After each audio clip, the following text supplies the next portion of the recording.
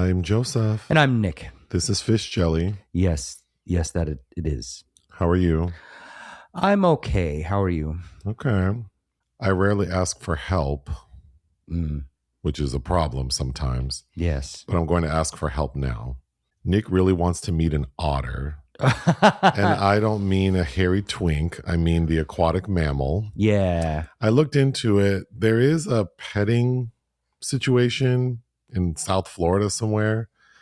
But if there's anyone in Southern California who has an otter and wants to meet Nick and let Nick meet their otter. Oh my God. I'd be willing to go as far as north as Santa Barbara. A day trip.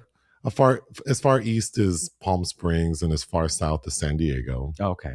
Oh yeah. I've been watching a lot of otter videos. Every day I get an otter video. Oh, there's and every day he says he wants to meet an otter. He would also like to meet a fox. I would like to meet a fox and a lemur. So if anyone has access to a fox, a lemur, or an otter, if anyone has access to all three at once, oh wow, that would just blow I my would mind. offer you Nick. You can keep Nick permanently. Oh wow, I don't need him back. Wow. Okay, yeah, we'll see how long that works. If you have all three, you can keep Nick. But yes, if anyone can make Nick's dreams come true, because clearly I can't, reach out.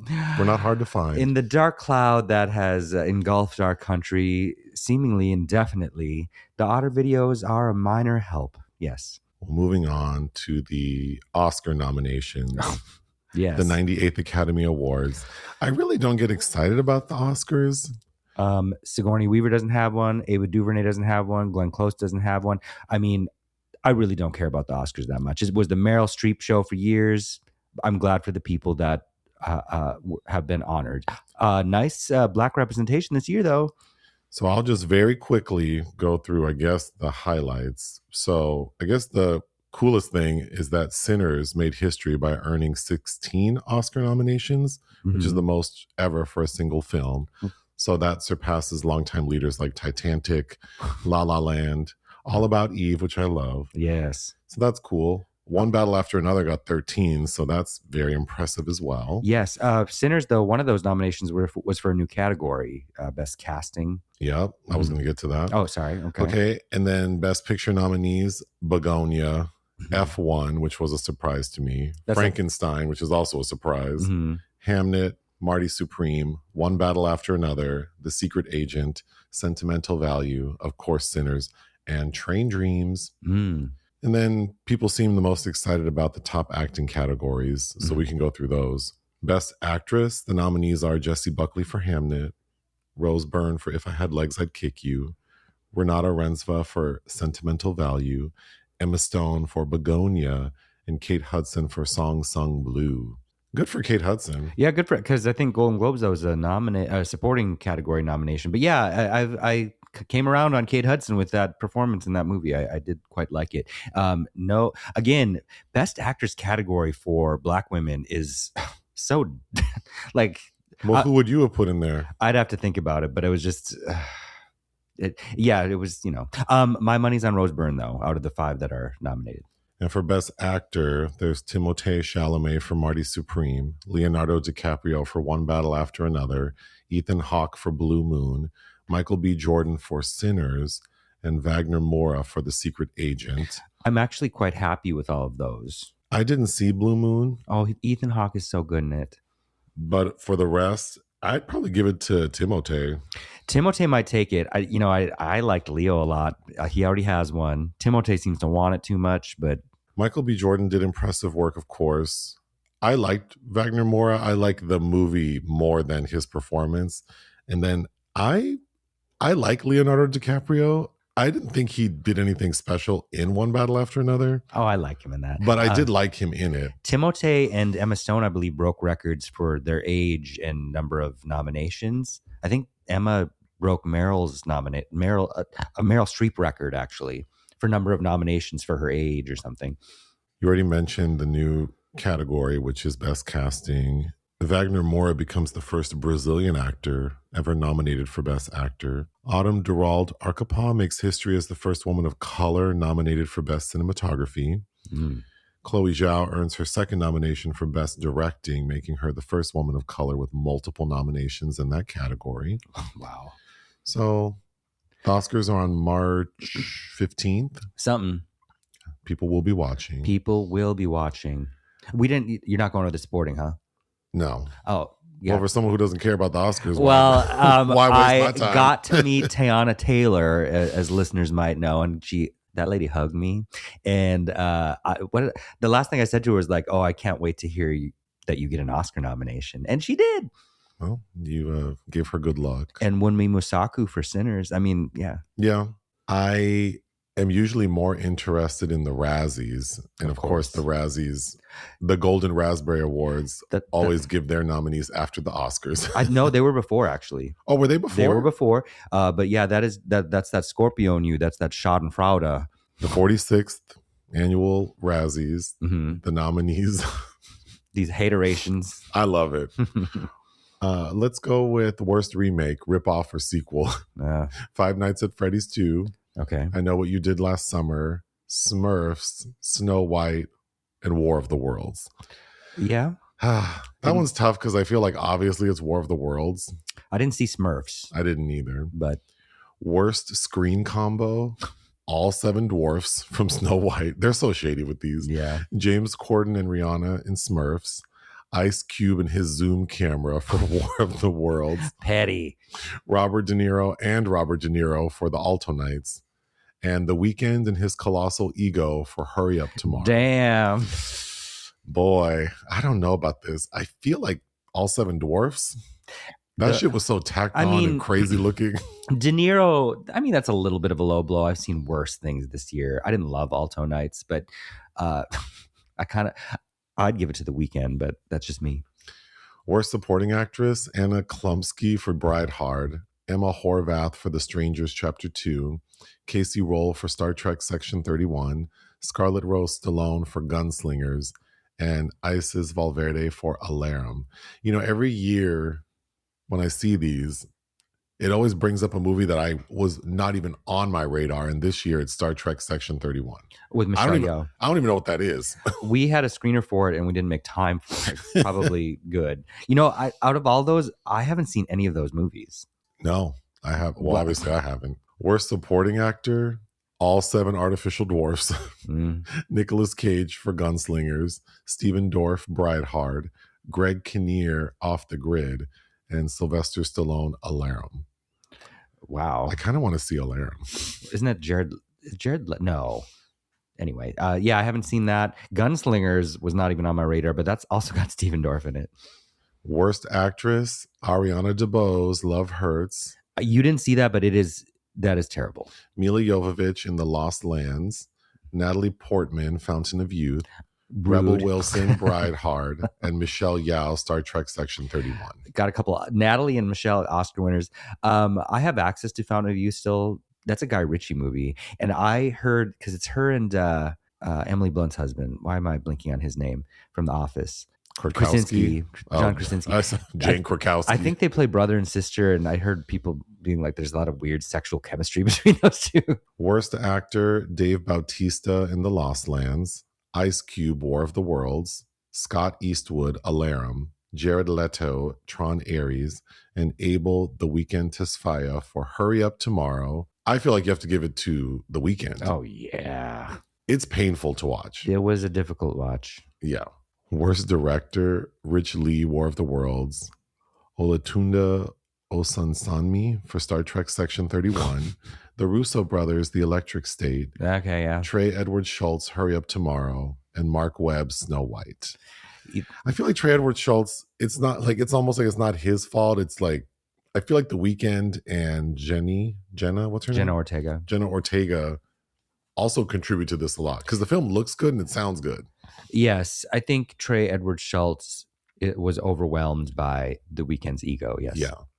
And then Rich Lee, I mean, that movie was shot during COVID and it almost doesn't feel fair. Hey, it was made, it was released, and now we have all of that to be united in loathing. And then Snow White, you know, that big corporation behind it probably telling them what to do. Yeah, there's no originality. There's no way to be creative with that bullshit. I feel like it's hard sometimes to shit on directors because even though they are the ones who get the brunt of it. I think for studio films, they don't have complete control. They don't. But you know what we have gotten out of that Snow White debacle is that extremely funny lady on Instagram who does the Gal Gadot impressions. The otters, the foxes, the lemurs, and that lady doing Gal Gadot. Snow White. Stop sending me these. And then, of course, Worst Picture mimics with The Electric State, Hurry Up Tomorrow, Snow White, Star Trek Section 31, and War of the Worlds. The Electric State costs so much money. All these I almost feel like that deserves to be shot the hell down. Either way. As Netflix takes control, like a weed that we thought was cute at one point and now will be running everything, eventually somebody's going to want to demand quality, right? Also with the Razzies, I'm always interested to know if anyone shows up to accept their award, because I feel like that's a good sport. Sandra Bullock did. Halle Berry did. I believe Paul Verhoeven. Tom Green. Yeah. I know he did. For what? Freddie Got Fingered? I've never seen that. I don't know. There was a period of my life where I was really into Tom Green. So was Drew Barrymore. Yeah. Have that in common. Lastly, in this section, do you know the actor Robert Sean Leonard? Yeah, of course. He was in Dead Poets Society. Yes. In The Gloaming, he is a homosexual dying of AIDS. Did you know recently he did an interview where he said he dated Ethan Hawke after Dead Poets Society? No. I found that kind of exciting, since we did also get to witness Ethan Hawke in action at the LAFCA ceremony. We were very close to him. His energy was kind of sexy. So it was he's seductive. We were in. I was touching Jafar Panahi's shoulder and close enough to Ethan Hawke to lunge at him. Yes. God, I did not. And of course, I remember getting a little heat for thinking Ethan Hawke was kind of attractive in Black Phone, but as the kid killer. But anyway, I feel like they wanted us to feel that way. He's an artiste, he writes books. Ethan Hawke's very creative. He probably is open to energies. Moving on to the restaurant section, we tried 4 new restaurants last week. We've been eating. All right, so we don't live that far from Thai Town in Hollywood, and I drive by quite often, and it looks really cool. And obviously one night last week, we were like, let's go get dinner in Thai Town. You had found a restaurant that the line was out the door. Well, I was looking up the 10 best restaurants in Thai Town, and there's a ton of articles. Which, of course, no surprise that the one you picked that was one of the best was very busy. So on a Saturday, yeah. And then stupidly, I thought, I'll find parking on a Saturday in Hollywood. So we basically just parked wherever we could, and then walked to wherever we could get to for as long as my meter was running. Which, is the privilege of living in certain areas in LA.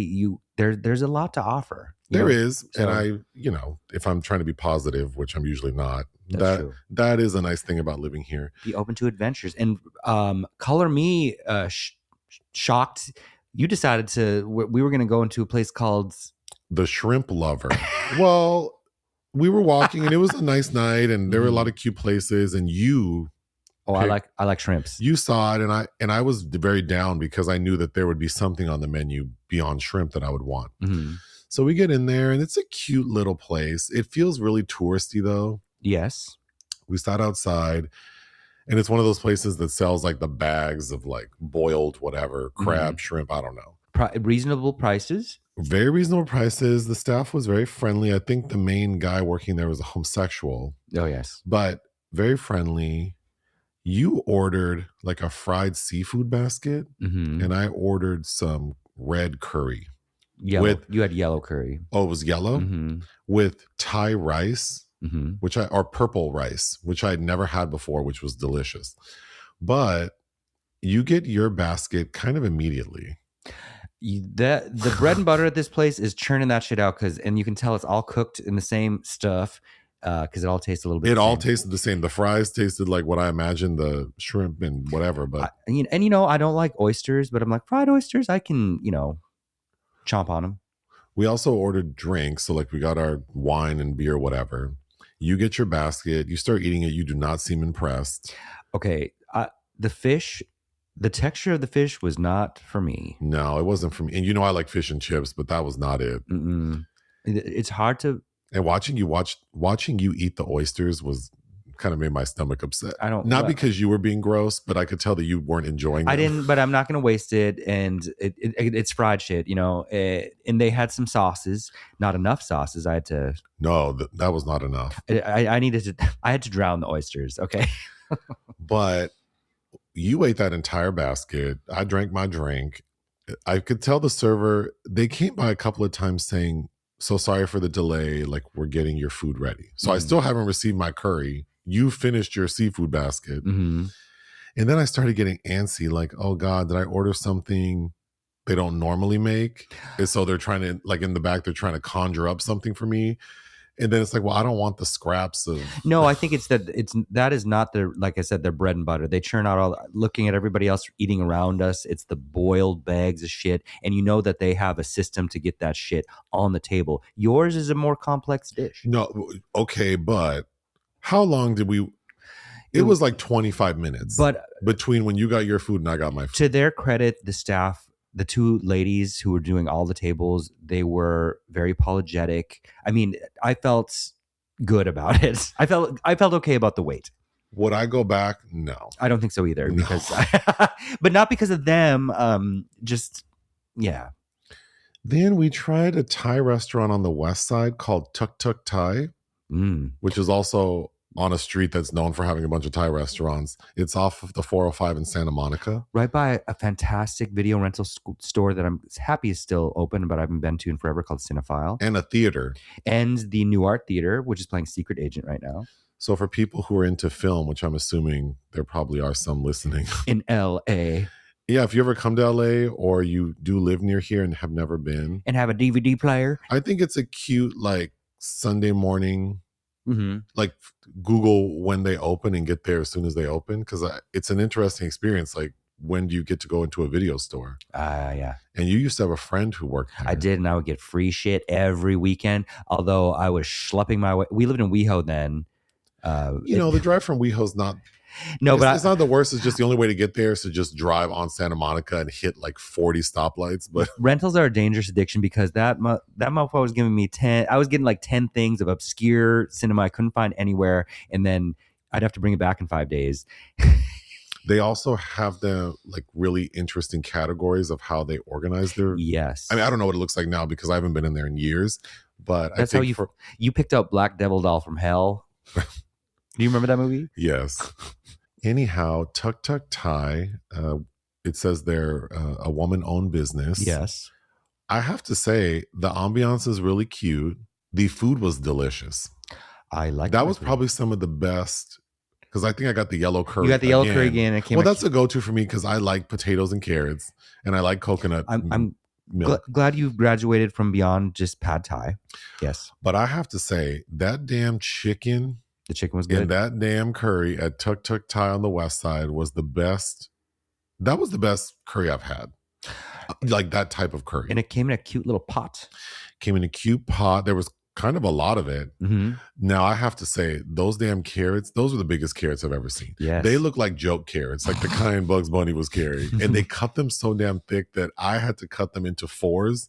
Just to fit them in my mouth. Hey, so I don't know what kind of carrot that is. It helps. We eat like fugitives, so we do. Anything that slows us down is probably good. Yes. And the potatoes, actually the potatoes were huge and they were smaller than the carrots. I can't count how many times I have eaten so fast that you often get indigestion or you look like you're going to die. Yeah, sometimes it comes back up because I ate too fast. Like, I know it's not cute. I got the garlic rice that was good, and then the roti. Oh my God, that is some of the best tasting food I've had in a long time. For people who don't know, it's like naan, like thick naan, but I've never had it like this where it was so moist and thick and oily, but in a good way. It's kind of like how we found one place that has the scallion pancakes that are like better than your average because they're oily. Yeah. Or like that focaccia I told you about in Boulder, Colorado. Yeah. It's the texture, and that was perfect. They only gave us one thing. There's like, that was more than enough. It's like those tortillas I liked in that restaurant on Olvera Street. But because the curry comes in a pot, there's some leftover juice. And so then you can use the roti to soak up the extra. That was really good. Then you ordered duck. Did you like your food? I did. They have dry aged duck, which is why it was less expensive. If you try to eat duck in LA, most places it's They want you to buy the whole damn thing, and it's usually $110. And I don't think you like duck that much. Well, there is that one place. What is it called? Chubby Curry. It's like $70 there. Yeah, but it's like a full like. You get the bird. Well, you get the bird, and I think you get the accoutrement. So it's actually kind of a good deal. It's just whenever we're over there, we don't have the kind of time to sit for that long. I'm not eating a whole duck right before a movie, and we can't. Like we can't go home right after to save it. So their duck was fine, but that is why the cost was low, because it basically was like duck jerky. Yeah, I thought the prices at Tuk Tuk Thai were very reasonable. That food I ordered was so good. The restaurant's really cute. And Tuk Tuk means it's a taxi. The only downside is parking over there is the fool. And we got super lucky because we got there at like 5:15. Mm-hmm. So there was actually like really good free parking available to me. Someone wanted us to eat there. Well, because originally we were going to go to a place called Ban Ban Burger, which is next door. And that looked interesting, but I would like to try it, but the seating was not the most comfortable looking. Sure. That seems like the kind of place you'd go and pick up your food and walk back home. Mm-hmm. So that's why we chose Tuk Tuk. But I'm glad we did. I would just say be careful of like the parking situation and especially during rush hour, that area is a mess. Yes. Okay. We also tried 2 soul food restaurants this past week. I mean, it was trying to celebrate MLK. First is a place called Black House, BLAQ House, HAUS in North Hollywood. It was MLK Day, so it was Monday, so there's less traffic. So I thought, we can venture out a little further during dinner time because there won't be as much traffic. So that's why we chose to drive to North Hollywood after we watched Moses the Black, directed by a white Serbian lady. Yeah, that review is going to get us in trouble when it comes out. And then I guess it was ironic that I believe the soul food place we went to, it didn't seem to be Black owned. I try to do research, and I feel like because it's so difficult. But you had a good point, because they have an online presence, but usually Black owned businesses, you see the Black people splashed all over there, and there is. Not that it needs to be, because we'll get to that with our next one. But I have to say, like, this restaurant, I think because of the shrimp lover seafood basket you ordered was so mid, we thought, well, let's get the seafood basket at Black House. And I did. And you did. Because it was a happy hour price. Okay, also. Well, we'll get back to those prices, but the seafood basket you ordered was significantly better. I like shrimp with the tail removed. I eat too fast, so maybe that helped me slow me down. I'm hearing the way Black House prepared the shrimp was to your liking. It was. Mm-hmm. The catfish was bussin'. It was good catfish. And then they had something called a Fat Daddy burger that I ordered. Mm-hmm. That was basically like one of those breakfast burgers where it's like a fried egg and bacon. Oh, it was dripping with sauce. Oh, but it was so juicy. Succulent, very, very good. Mm-hmm. And then we both got some drinks. But okay, the drink was my favorite thing though, because I usually get a beer and they didn't have it. He basically, we can talk about the lovely young man. We need to talk about the lovely young man. But he's like, oh, we ran out of beer. We usually don't get a lot of beer drinkers here, so I had. He's like, our kind of clientele just drinks brown liquor, and I'm like, okay. Well, I don't usually drink hard liquor now, but one drink's fine. So I got the Love Jones, and I have to say, it was very tasty. That was delicious. It was watermelon slush. Basically. It had all the syrup and sugar in it, but it was very good. That was my dessert. And then I got a beer and a shot of tequila, which I don't think I've ever paid for a shot of tequila in my life. Yeah, I mean, people buy them for me, but Anyway, this restaurant, we sit down. It does have amazing parking, to its credit. Yes. Because it's like a standalone restaurant with like on a corner, and it has a big parking lot. And we went kind of at an odd hour on a holiday, so I was able to park right in front of the door. There are QR codes on the tables. And the lovely young man who was working, who was by himself, said, welcome, sit wherever you'd like. Very pleasant. We sit down, scan the QR codes, and things don't work. A few minutes later, he comes by and hands us like a placard that has a different QR code. Mm-hmm. We look at the menu. The first thing I want to bring up, because I feel like for a lot of people who do enjoy soul food restaurants, I think we often have the same complaints about the service. This restaurant, Black House, they actually on the menu have house rules. 10 of them. There are 10 of them. I read them. And they basically say like, we're slow. Don't ask for too much. Don't ask for substitutes. Basically don't ask for shit. If we're rude, it's because we're overworked. Behave yourself in public. Right. Don't talk too loud. Then we charge a mandatory tip. And they did. Which I just think is so tacky. Because to me, it says a lot about who you think your clientele is. Mm-hmm. I don't like that. And we'll get to that with our next restaurant. Because I feel like that's how you do these kind of restaurants. Right, our next example. But this one felt like your standard soul food restaurant that's trying to be upscale, but then they treat you like riffraff. It was cute enough inside. I think that their bread and butter is their brunch and their happy hour. And if you go on their Instagram, it seems like that's all people post about. And the young gentleman working was urging us to come back for happy hour. No, brunch. Well, he mentioned happy hour too. He was friendly. He was a nice, cute guy, but the problem was this young man, and I'm not a professional, but he clearly had ADHD because we watched him. He was the only person working on the floor. Of course, there was someone in the kitchen, and the restaurant maybe had like 7 patrons. He was the bartender and he was the bartender, server, busser, everything. Mm-hmm. And every time something happened, he would totally be like, squirrel. And then it took so long to get our drinks. And every time it looked like he might grab a beer, that he might grab the watermelon syrup, someone would walk in and he'd be like, oh, hello. And then someone else would say something and he'd go like bust a table. And the most inefficient work I've ever seen. Then we get our food. He doesn't bring napkins. Oh, yeah. Forks. We did eat without utensils. We had to eat without utensils. We had to eat without ketchup for our fries. Like, it just... Wait, he brought hot sauce. He brought hot sauce, but we also had an abundance of fries and no ketchup. Oh, yeah. Well, I had sauces but that wasn't ketchup. No, but we had 3 pounds of French fries and not an ounce of tomato paste with vinegar. It was crazy. Would I go there again? No, unless for some reason I'm in North Hollywood during the week, during happy hour. I don't know when that would happen. Same, but I wasn't mad at it. But today we went to go see the new Charlie XCX movie, The Moment, at the Grove. And we eat at the Grove at least once a week. So I was like, maybe we should find something else. Yes. So you found a place called Annie's Soul Delicious. It's in the Fairfax district on Fairfax and Beverly. Mm-hmm. Really like next to Culver's. Mm-hmm.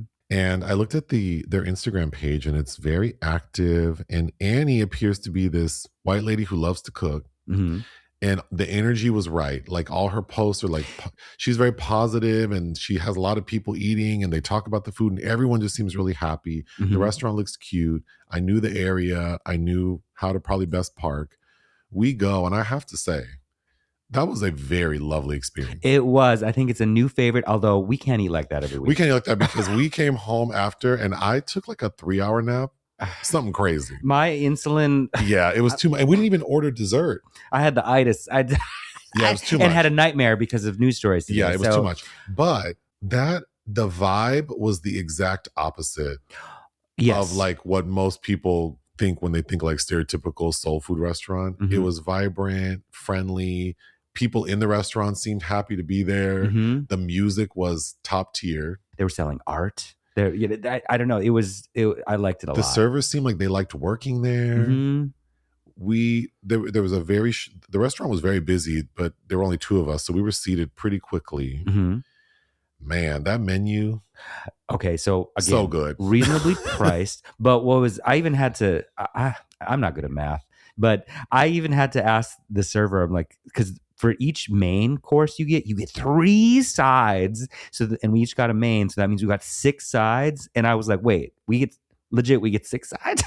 The mains range in price from, let's say, like $23 to $36. Yeah, like a lobster tail is on a higher. So from like smothered chicken to, catfish to hot links to all the things you would expect. And then your 3 sides. And the sides are all the things you would expect.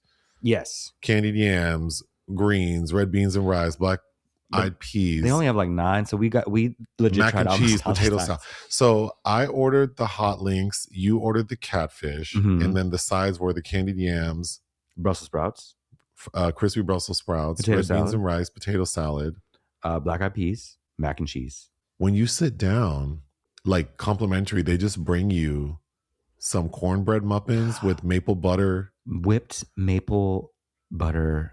That damn butter was, and I kept the extra good. butter. And Nick sure did keep that butter. Then you ordered oxtail macaroni and cheese egg rolls. Yeah.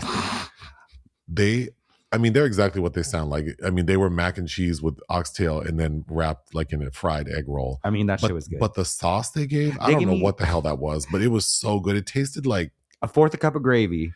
Yeah, it tasted like the best like beef gravy. I also kept the extra gravy because the young man tried to take him away. He did try to take it. Please let me keep this. I had a glass of wine, a nice cab that was very reasonably priced. Mm-hmm. That food was so damn good. It was good. Those hot links were good. That catfish, because you can pay a little extra and get your catfish rubbed in lemon pepper. So that's what we did. Mm-hmm. So good. Fresh made or homemade tartar sauce. Mm-hmm. That was good. And at first I was thinking we wouldn't have any leftovers, but we ended up having a lot.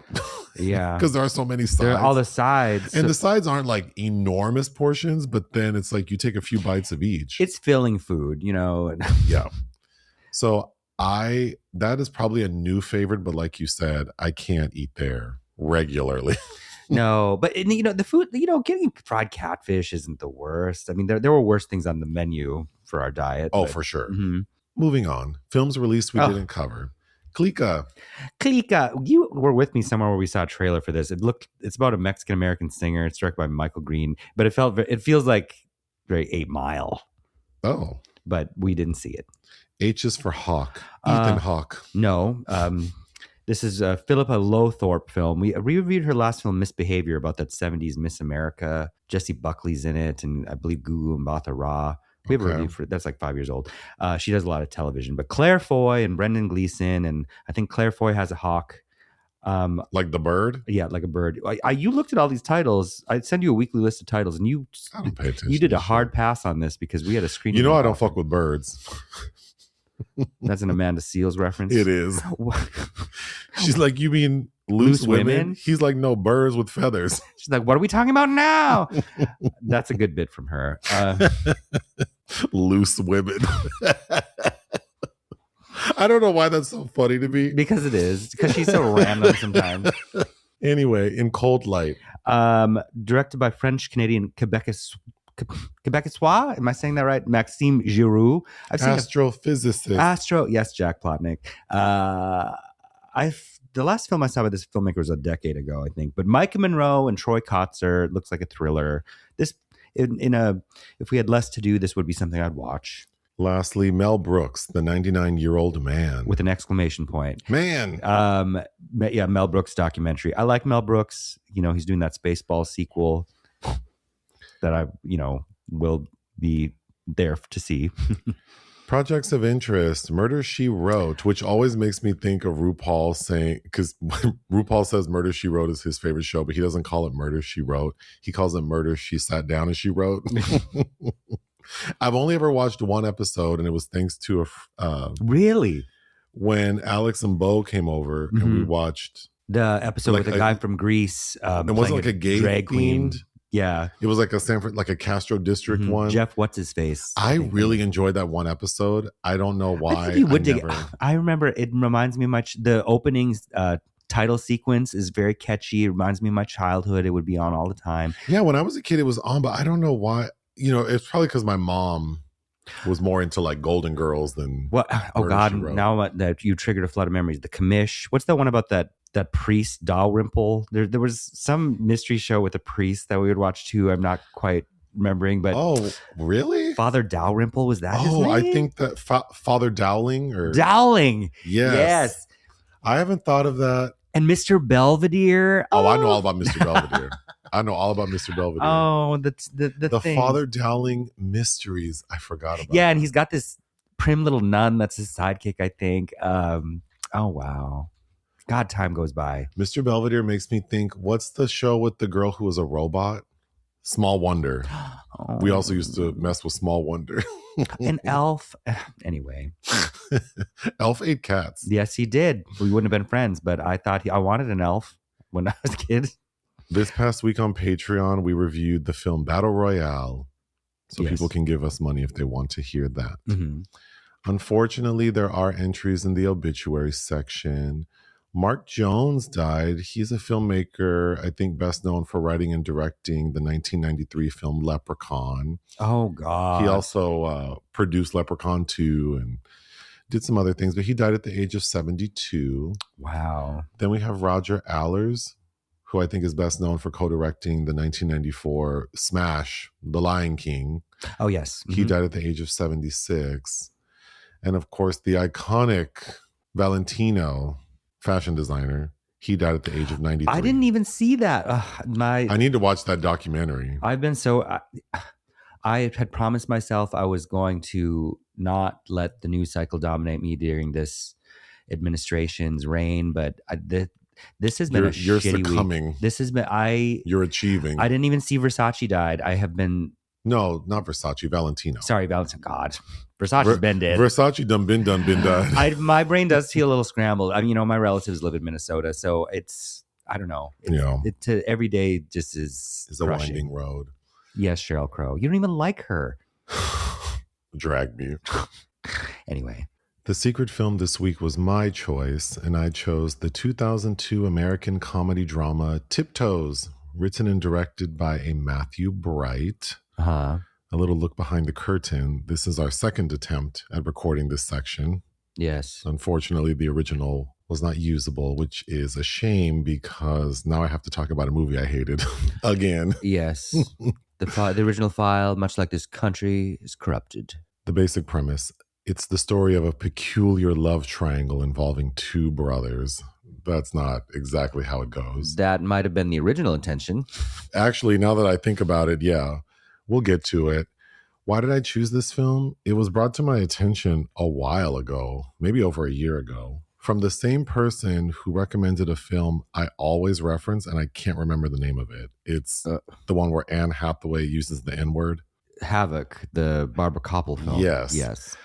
From the poster of Tiptoes, I knew this would be some bullshit. I always thought Jennifer Love Hewitt was in it because of the poster, but it's Kate Beckinsale's Bride of Frankenstein hair that throws me off.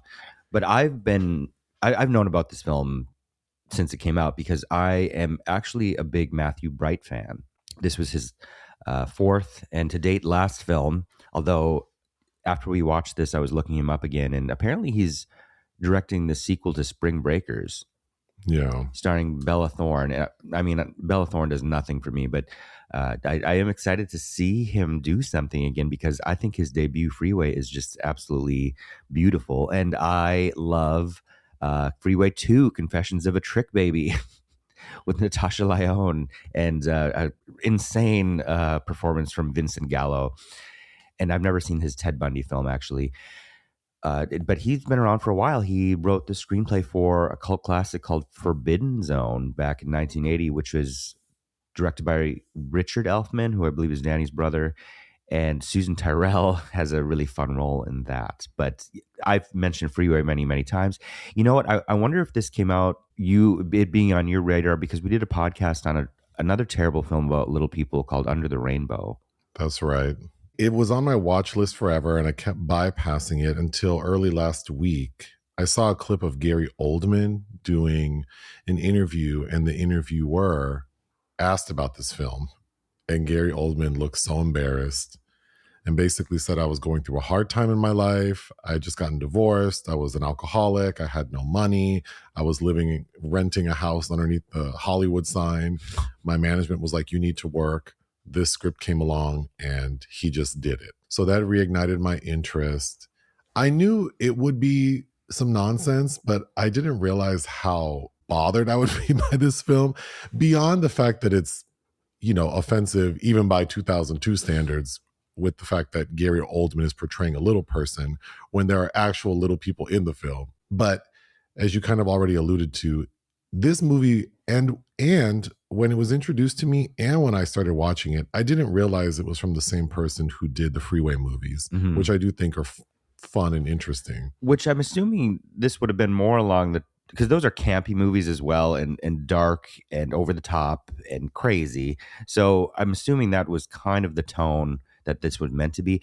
And in fact, on the second recording, it just came to me that I think it was might have almost felt like another Peter Dinklage film he did with Rebecca Miller called She Came to Me, which has a lovely Marissa Tomei and Anne Hathaway in that. And that film was kind of reviled.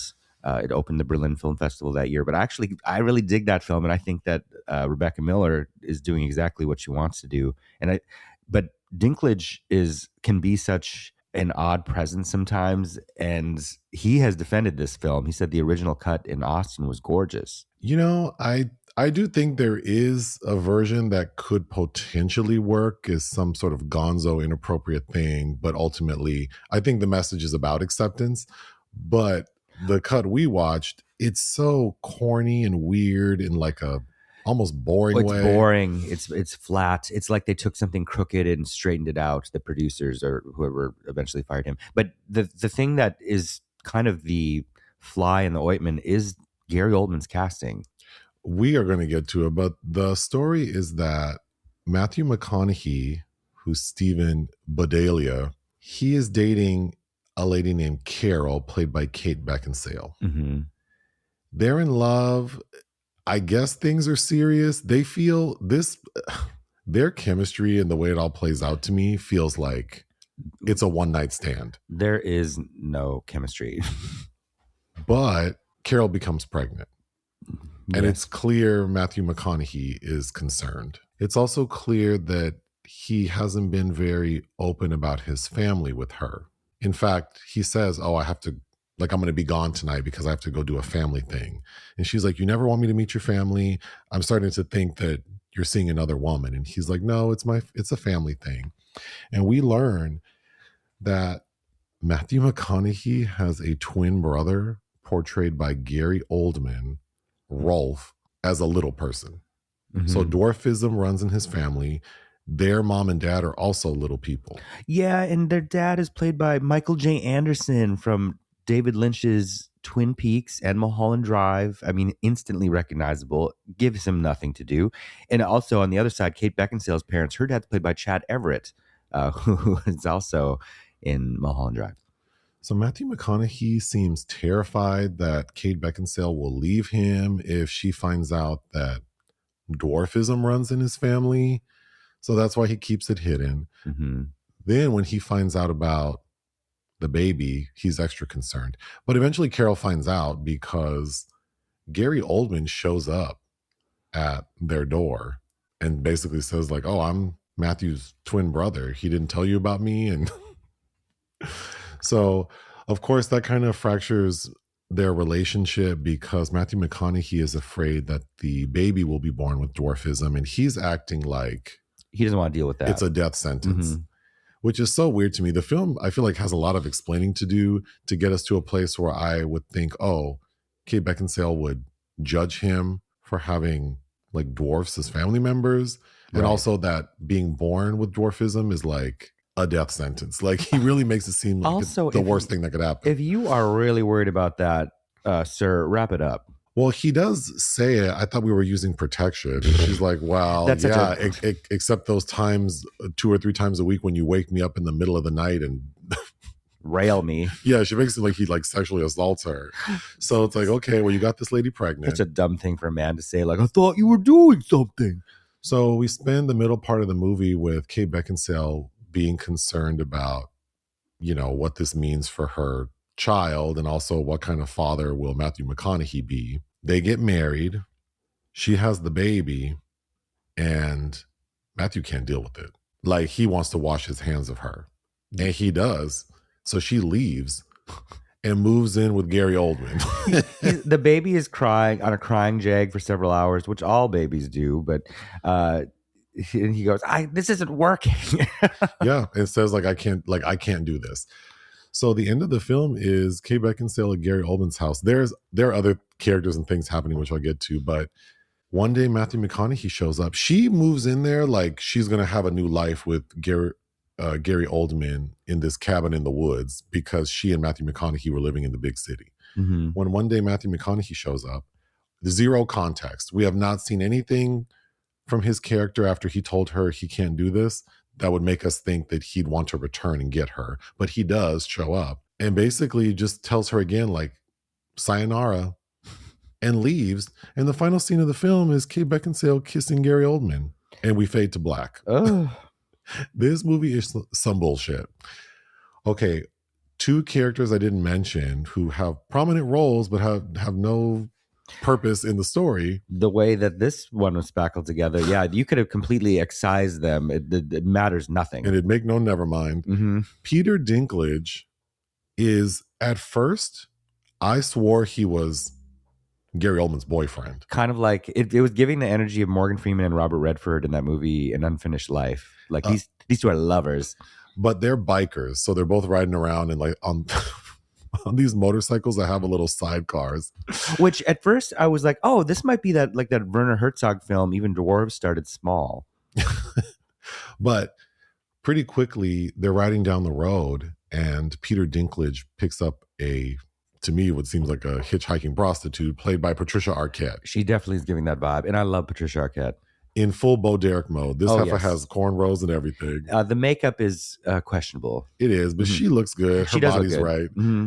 Anyway, then we get like a little segment with the three of them, Gary Oldman, Peter Dinklage, and Patricia Arquette, checking into a hotel, well, probably a motel, and on the ground floor, and they don't shut those curtains. Being sexual. But Gary Oldman's like, I'm going to have a part of this, but they're trying to be sexual, and they have a weird moment where they beat up the hotel manager. And then we're stuck with Patricia Arquette and Peter Dinklage together, even though they don't seem to like each other or have any real connection.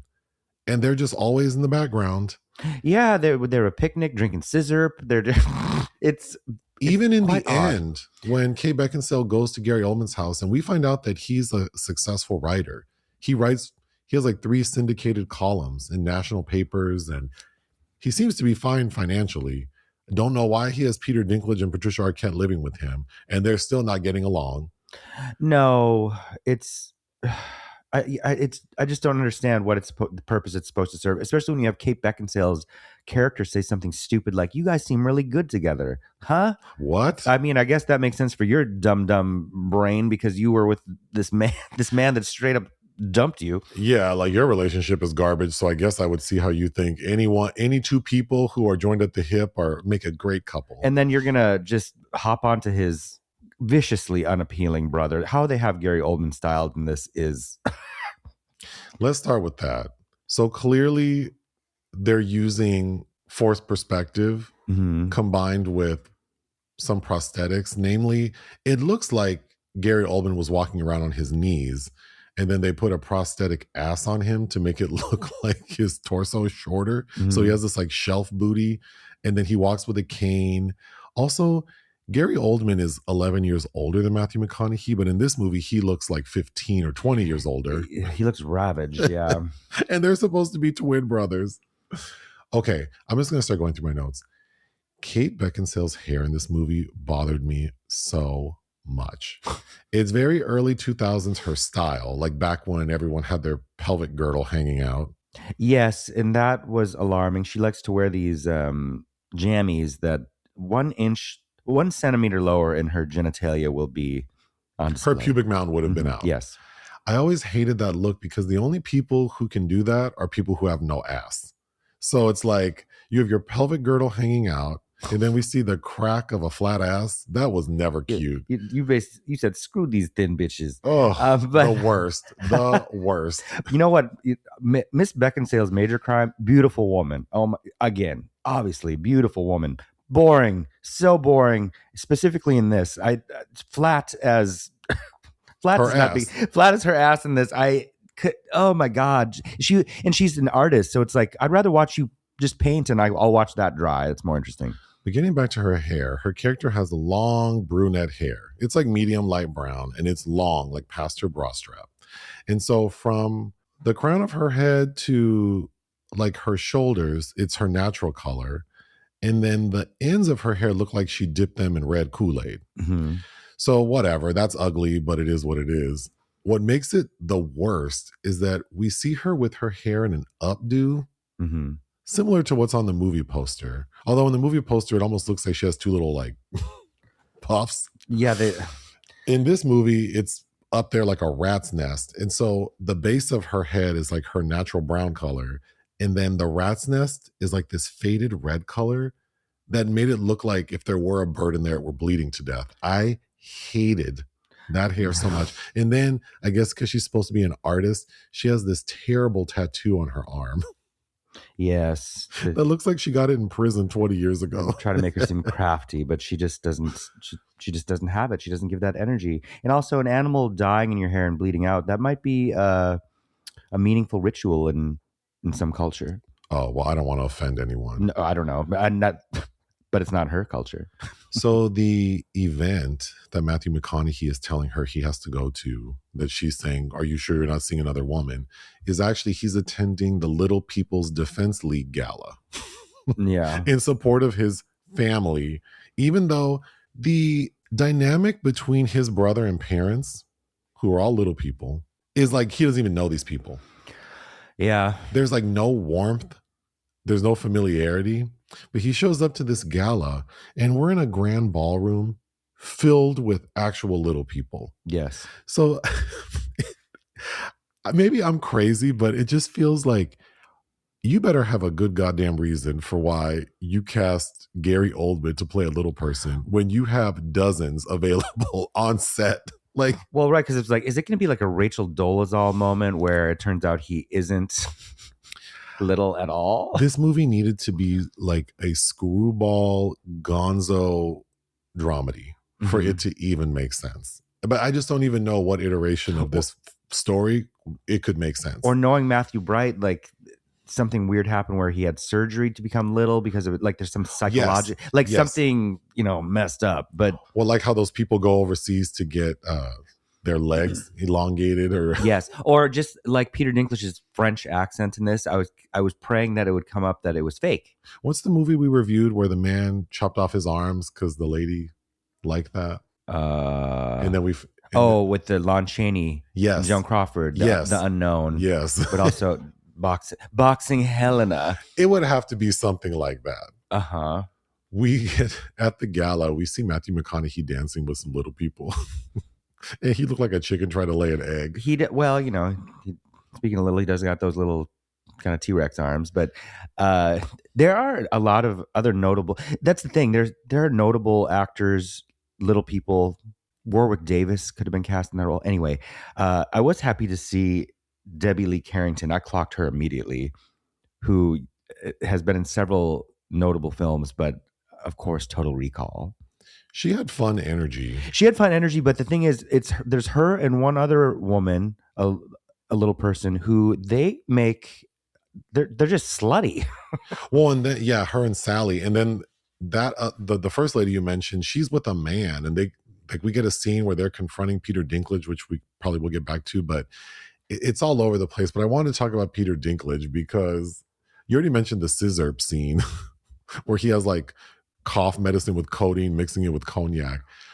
So at first, Peter Dinklage is doing an accent, and it is insane. It sounds like if you mixed Antonio Banderas and Arnold Schwarzenegger. Yeah. So I think we both assumed initially, he just does this accent to pick up women. He's faking it to make it with his broad. But we're going to find out that actually he's like whatever, British or American. Or like Vanessa Williams in that wretched Tyler Perry film.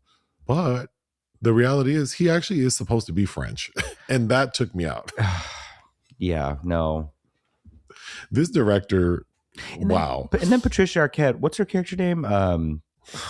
Yeah, what is her character's name? Lucy, he makes her this drink, this scissor, and she's like, this tastes so good. What is it? Like, girl, you've been around. Okay. They go to check into the hotel and the front desk, or the motel, I'm sorry, and the front desk person is very rude towards Peter Dinklage and Gary Oldman, basically calling them children, telling Patricia Arquette they don't rent to prostitutes, but then does rent them a room with 2 beds for $95. So they rent the room for one night, and then we cut to the next day and it's 3 p.m. and the housekeeper's banging on the door like, I can't go home until I clean this room. The hotel manager comes up and says, you guys have overstayed your welcome. You need to get out of there. Peter Dinklage pulls out a gun. Yeah. That was insane. Uh-huh. Then Patricia Arquette is the one who opens the door and beats up the hotel manager. I didn't understand that. Yeah, I did. Well, yeah, what was the point of you? Again, what's the point of you in focusing on these two? Right. So now that Kate Beckinsale knows that her baby daddy is like dwarfism runs in his family, she goes to meet the family on her own. And we get a scene with her sitting at the table with like several little people. And it was giving Alice in Wonderland. Yeah. There's just no fun in this. No. She is so, like you already said, she's so flat. I don't care for this lady. I mean, she has a character arc because she is ignorant about this community, this culture, and she gets on board, and she's, it's commendable that watching this woman be like, that's going to be my baby. And I'm, as a mother, I want to learn about what it means to have a child that is a little person, and great. But then there's no other dimension to her. Right. I have to explain again how viciously unappealing Gary Oldman is in this role. It's really bothersome. Okay.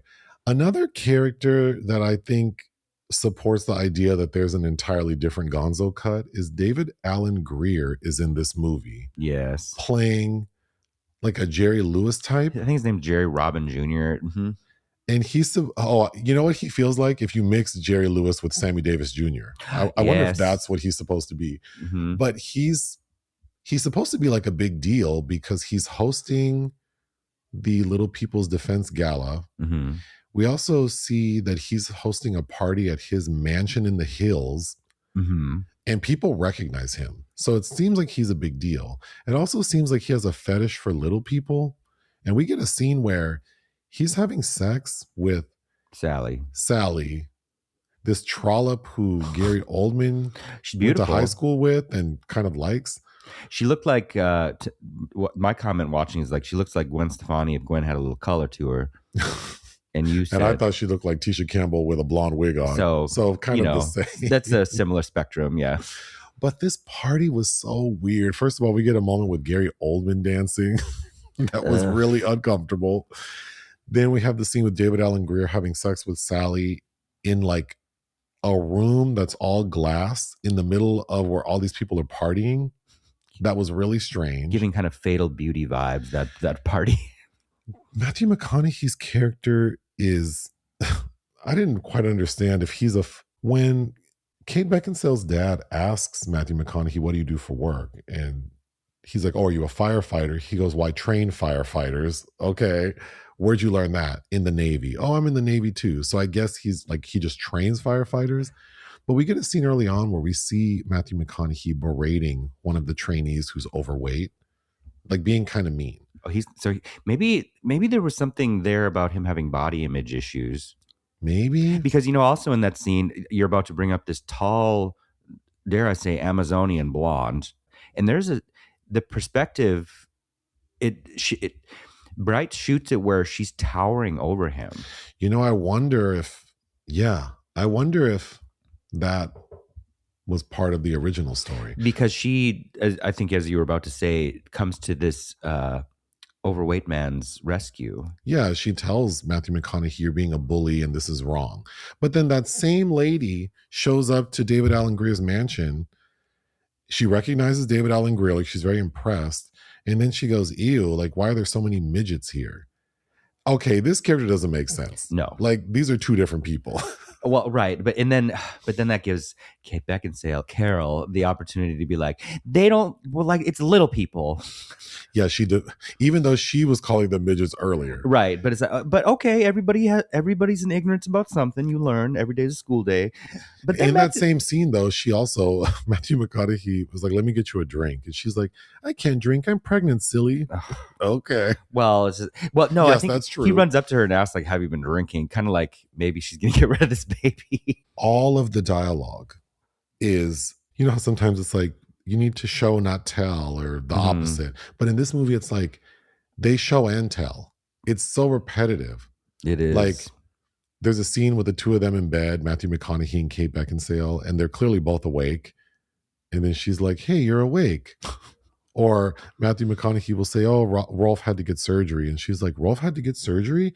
It's just like describing what we're seeing. Yes. There's no depth to anything. That scene also, like, the problem with the Carol character, somebody needs to clock her ass for because she's part of the problem too in this toxic relationship with the McConaughey character, because she straight up tells him to his face, like in this bed scene, you're ambivalent about your family because you haven't processed how you really feel about all of them being little and you're not, and that's not I can't have the father of a child who's little. That's unhealthy. Like you need to seek help. You need to see a shrink. There is really no examination of what's at the thrust of this story about acceptance. I mean, the most we get from Matthew McConaughey is him saying when Rolf was little, he would cry all the time. And Kate Beckinsale asks why.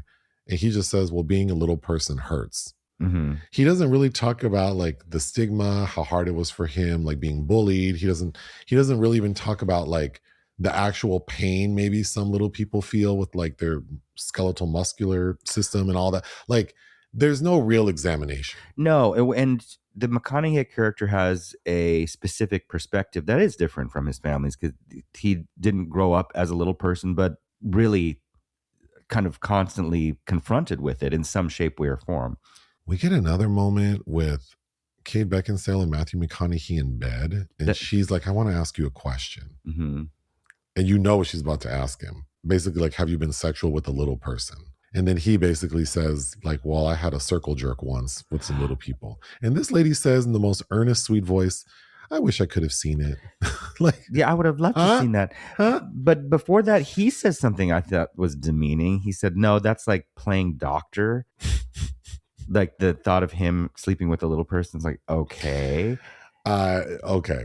Then we get two mentions of Matthew McConaughey needing to go to therapy. First, Kate tells him, and she goes, it's not good for a little person child to have a father who is ambivalent towards little people. I think it's beyond ambivalence. But yeah. Okay, we get the scene where Kate and Matthew want their parents to meet because they're going to get married. Oh God, what a dumb scene. Oh, it was so terrible because Carol's dumbass didn't tell her parents shit. I wrote down in the biggest letters, why wouldn't she inform her parents of what they were about to walk into? That white lady walks in and is stuck. She looks so disgusted. Uh-huh. It's just like this awkward tension that's not engaging or funny. And Chad Everett, Chad Everett, trying to make up for his wife. And then Gary Oldman, who's like the D-grade celebrity on Andy Cohen at the bar. Yes, which is every time I see Gary Oldman, I'm giggling because he just looks so crazy in the background. Like, hey, what can I get you to drink? I'm making you drinks. Did you like that drink? But it all culminates in everyone's eating at the dining room table, and Kate Beckinsale's mom can't take it anymore.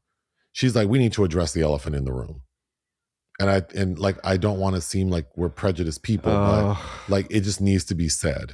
It's like, nope, let me stop you there. No, it doesn't. And Kate tells her dad, stop her, don't let her do this. And she's like, I have to do it. And then the mom goes to Chad Everett, oh, well, okay, you do it. And then the dad explains Kate's grandfather is an Orthodox Jew. Uh-huh. So as long as he's alive, like she has to have a Jewish wedding. And then everyone exhales like, oh, that's all? And then it's like, yeah, sure, I don't mind. Like, you can have a Jewish wedding. And then Gary Oldman makes a joke like, well, if he dies before the wedding, can we switch it back to Catholic?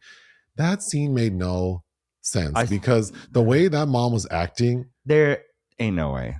I thought Chad Everett was doing a save. Yeah. Like that he came up with something off the fly. I did too. And then you realize, no, that's what this bitch was like being stank about. And then if that is the case, then also Kate Beckinsale would have an inkling that is something her parents were going to press upon her. Well, she's so damn dumb. She didn't even tell them that her fiance's family are, have dwarfism. So, I mean, why would she even think of that? But I also feel like, I don't think that's a big deal, right? Like I think asking people's religion is not impolite conversation. No, but no, not at all. So why is she acting like... I don't know, but supposedly... I hated that. Supposedly she makes a living off of tinkering with painting, which I also don't believe. So I don't know. This is a fantasy film. Ugh. We immediately, after the whole, like, we're going to have a Jewish wedding, we immediately cut to a wedding. And then we immediately cut to the baby being born. So much shit was cut out. Well, because my next note is this script is so poorly written that by the time we get to the hospital scene with Kate having given birth and her doctor is also a little person, the it's so poorly written that I had forgotten that the main issue in this movie is whether or not the baby is going to be born healthy. I had forgotten this lady was pregnant. I know, but there's no prenatal care that we see. But also what that does is when Matthew McConaughey explodes about the baby crying, it's like you had many months to prepare, that you're knowing that you are going to have a child, a little because person. At the hospital, Matthew McConaughey is acting a fool. He is walking around that hospital room, pacing, looking angry. He even punches a hole through the door. Mm-hmm. And then the doctor says to him, I think you need therapy. And Matthew says, what I need are new chromosomes. Oh, that's such a dumb line.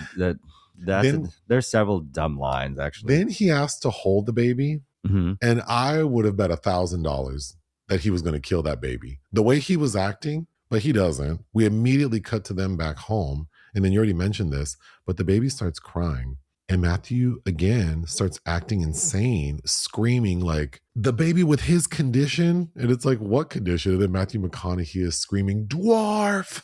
Oh, God. What? Drama. Why is Peter Dinklage's toxic ass still around? Can you hypothesize what the original edit would have been that Peter Dinklage thinks that his character made any sense? Why is he shacked up with Gary Oldman and then is he shacked up with Gary Oldman? Patricia Arquette there? And then Gary Oldman doesn't even seem, he just keeps telling Maurice, don't have sex in the same room with me or smoke cigarettes. And of course they all do that. Yeah. So what are you getting from this, Rolf, from this exchange? When Kate Beckinsale shows up to basically move in with Gary Oldman, Patricia Arquette was acting a fool and like storms into the house. So we just have Gary Oldman and Peter Dinklage sitting outside with Kate Beckinsale and her baby. And she starts to breastfeed. And the way Gary Oldman and Peter Dinklage were looking at her, it just makes no sense. They were hungry like the wolf. There is no chemistry between Kate Beckinsale and Gary Oldman. So when she tells him, kiss me, I was shook. Like, where did this come from? Beneath the milky twilight. Yeah, it isn't, no. So this IMDb premise about the love triangle between two brothers, I think you're right. That probably was. Whatever Matthew Bright wrote, even though it wasn't a community that he should have tackled, because even what we do see, there are a lot of problems, but I have to imagine that whatever was originally intended was a lot more wonky and gonzo. Because what we watched, if the original story was something wonky gonzo about twin brothers, one with dwarfism and one not, then the original cut must have been 3 hours, because this movie I don't know, doesn't support really anything. Because even the more weird parts, like the hotel scene or the motel scene with Peter Dinklage and Patricia Arquette, isn't funny. It's not funny, but I think it could have been interesting that maybe the twin brothers have some animosity because of history with women, where the women become maybe curious about being sexual with the little person brother in a fetishizing kind of way. Like, I think there are themes you can explore in human behavior that it's very authentic to the real world. Then maybe that is mirrored with, it fractures Rolf's friendship with Maurice because of a woman doing the same thing. And maybe I don't know. Mentioning themes is my next thought, because I know that this movie is the lowest of the low to me, because there are so many obvious themes buried within this story that are not developed, like shame versus acceptance. Mm-hmm. Yes. Genetics and fear of like what this baby might turn out to be, family identity, even like relationships. The fact that Matthew McConaughey is keeping this thing secret from a woman he wants to build a life with. And that's the other thing about Carol. If you had found that out, we're about to be married, you've been sketch about introducing me to your family, and then when you do, that's when stop the track. We need to talk about this in process. Okay, like, you didn't want to tell me about your family of little people, sir. Right. Like, what is up with that? And then probably the biggest one, like the most obvious one that this doesn't address at all, is how society treats people who are seen as different or seen as having some sort of disability. The only time we really get beyond characters using language they shouldn't, which they're sort of corrected, is that motel front desk person referring to Peter Dinklage and Gary Oldman as like, oh, you brought your little kids with you. Mm-hmm.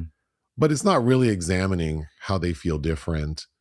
And maybe that would inform, because I almost think the film should have, while we're dealing with Kate, because like you said, we don't see any of her gestation period, but it's like, what if during that first trimester or so, she's spending time with Gary Oldman and she sees how people treat him. Mm-hmm. And so that makes her have second thoughts. And then also maybe still within the time when she could potentially terminate the pregnancy. I feel like there's a lot you could do with that. What's that play, Twilight of the Golds, that was turned into a movie with Faye Dunaway, where Jennifer Beals is pregnant and Brendan Fraser's the gay brother, and they're living in a world where doctors can tell the fetus she's carrying is going to be a queer person, Mm-hmm. and her family wants her to abort it. Right.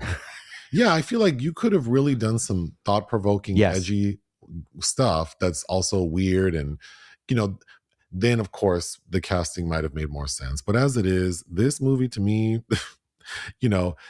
it's not so bad it's good. I would say it's so bad it's because there are accomplished actors in this movie. I mean, 3 of these people went on to win Oscars after this. So I feel like you kind of, if you're into film, you kind of have to watch it. And they were all really notable then. Think about like Kate Beckinsale. This is right before Underworld, I guess, but she had been an ingenue in the early 90s. Patricia Arquette. This is right around the time of Holes, which I have to bring up because I love her kissing Kate Barlow opposite Sigourney Weaver. I mean, they're all quite Kate big. Beckinsale is in Holes? No, Patricia Arquette. Oh, I'm sorry. Patricia Arquette is kissing Kate.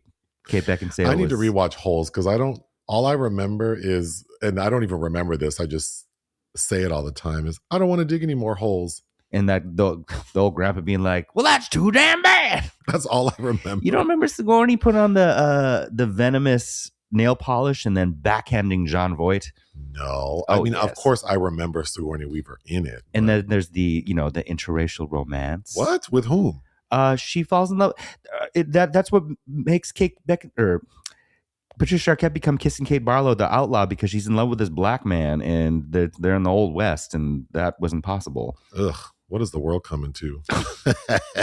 It's a lovely Just kidding, story. because I know I'll get a nasty comment. What would you give Tiptoes?